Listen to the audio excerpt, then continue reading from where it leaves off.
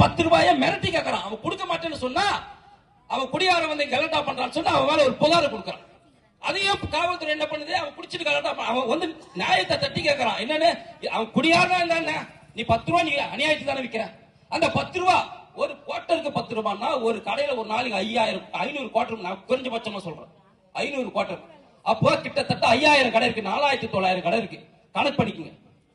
அப்போ ஒரு நாளைக்கு மட்டுமே 25 கோடி ரூபாய். எவ்வளவு? ஒரு நாளைக்கு 25 கோடி ரூபாய். 10 நாளைக்கு 250 கோடி ரூபாய், 100 நாளைக்கு 2500 கோடி ரூபாய். அப்போ ஒரு வருஷத்துக்கு கிட்டத்தட்ட 8500 கோடி ரூபாவை கணக்குல வராம, நல்லா ஞாபகம் வச்சுங்க. இந்த 10 ரூபாய் உங்களுக்கு சின்ன விஷயமா தெரியும், நீங்க கொடுக்குற 10 ரூபாய் சின்ன விஷயமா தெரியும். ஆனா இந்த 10 ரூபாய் ஒரு வருஷத்துக்கு 8500 கோடி ரூபாய் கலைஞருடைய, திமுகவுடைய, ஸ்டாலினுடைய குடும்பத்துக்கு போகுது. எவன் அப்பா வீட்டு காசு போகுது?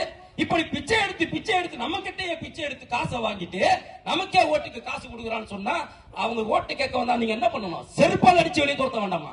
ஏண்டா என் காசை வாங்கி எனக்கே நீ கொடுக்குற, என்கிட்ட பிச்சை எடுத்த காசு எடுத்துறது நீ எனக்கு கொடுக்குறன்னு சொன்னாம செருப்பால் அடிச்சு வெளியே துரத்த வேண்டாமா?